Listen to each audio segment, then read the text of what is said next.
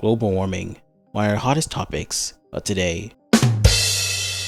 Oh, brother, this guy stinks! Even if you don't believe it's as serious as some people say, it's still interesting to think about how something as simple as changing the temperature can reshape our planet. But even global warming sort of pales in comparison to the greatest climate event in history, one that became the largest extinction event, even bigger than the asteroid that wiped out the dinosaurs.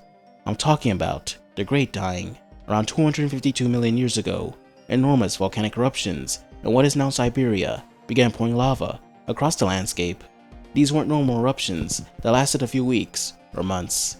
They continued on and off for hundreds of thousands of years, releasing absurd amounts of carbon dioxide, sulfur dioxide, and other toxic gases into the atmosphere. Scientists believed that this kicked off a chain reaction that completely transformed the planet, eventually wiping out 90% of marine species and roughly 70% of land species.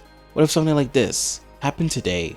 Well, humanity is probably the second most adaptable species on Earth, but even we would be in for the biggest challenge we've ever faced. Unlike the animals that lived during the Permian period, we'd actually know something was coming. Modern satellites constantly monitor volcanoes, and scientists can often detect warning signs like earthquakes, swelling ground, and changing gas emissions. Before a major eruption, we'd almost certainly realize that something was wrong before the first lava reached the surface. Unfortunately, knowing it's coming doesn't mean we can stop it. Governments will probably begin stockpiling food, building emergency shelters, improving indoor farming, and figuring out how to keep essential infrastructure running. But we'd still be watching one of the biggest natural disasters unfold.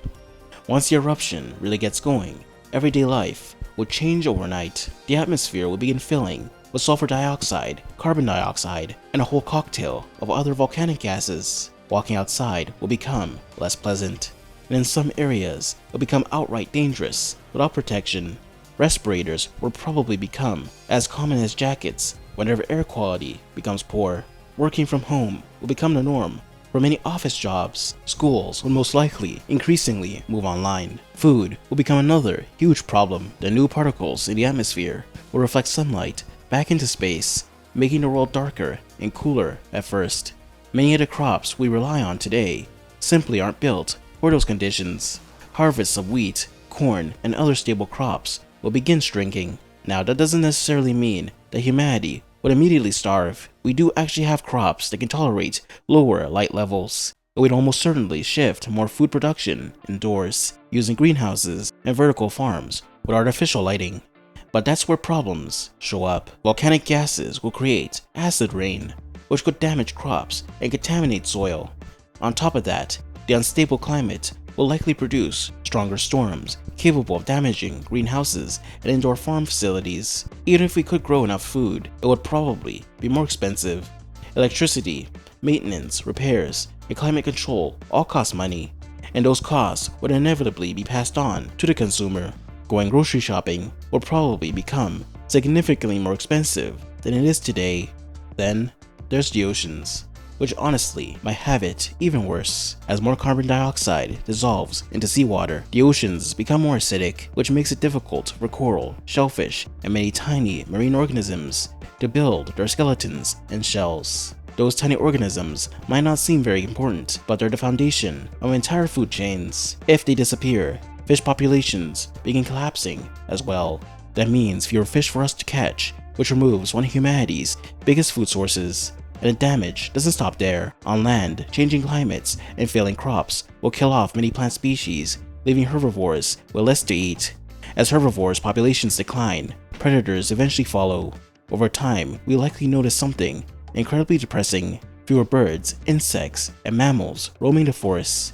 Could we stop it? Not completely, but we definitely slow down some of the damage. Conservation efforts will probably become the most ambitious ever before. Zoos and wildlife preservation would relocate endangered species into regions with more stable climates.